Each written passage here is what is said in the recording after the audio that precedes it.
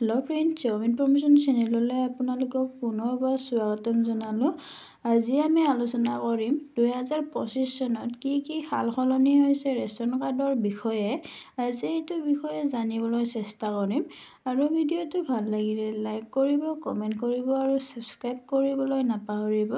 आहकचोन चाওঁ हिमন্ত বিশ্ব शर्मा सारे नतुन बछৰৰ की नतुन सलनी करिसे रेशन कार्डत आज ये भिडिओत जानिम। फार्स्ट अफ अल आपनालोके रेशन कार्ड থাকিলে आपनालोके এইবাৰৰ পৰা বিনামূলীয়া চাউলৰ উপৰিও आपनालोके নতুনকে দাইল আৰু চেনি পাবলৈ সক্ষম হ'ব।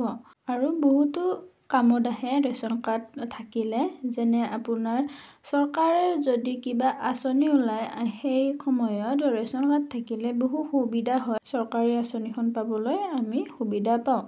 আৰু বহুতো কামত আহে ৰেशन কাৰ্ড থাকিলে, যেনে অৰুণোদয় আঁচনি আমাৰ মহিলাসকলক দিয়া হয়, বিধৱাসকলক, তিৰোতাসকলক দিয়া হয়। তাতে মাহিলী আপোনাৰ প্ৰতি মাহে 1250 টকাকৈ দিয়া হয় আমাৰ এই চৰকাৰখনে। তাৰপিছত ইয়াতে আমাৰ আহিব আয়ুষ্মান কাৰ্ড থাকিলে আপোনালোকে ইয়াতে হেল্থ বেনিফিট পোৱা যায়। 2 লাখ টকাত পাবলৈ সক্ষম হয় যদি আমাৰ আয়ুষ্মান কাৰ্ড থাকে হেল্থ বেনিফিট হিচাপত। আৰু বহুতো কামত আহে, যেনে আমাৰ ইয়াতে আছে চৰকাৰী ঘৰ, চৰকাৰী টয়লেট, এইবোৰো আপোনাৰ ৰেচন কাৰ্ড থাকিলে বহু সহজতে পাবলৈ সক্ষম হয়। চৰকাৰী ঘৰ এটা পাবলৈ ৰেচন কাৰ্ডৰ প্ৰয়োজন হয়। চৰকাৰী টয়লেট পাবলৈও ৰেচন কাৰ্ডৰ দৰকাৰী হয়।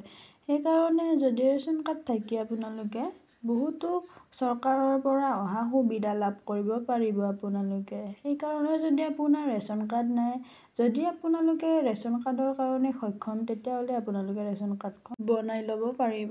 ধন্যবাদ।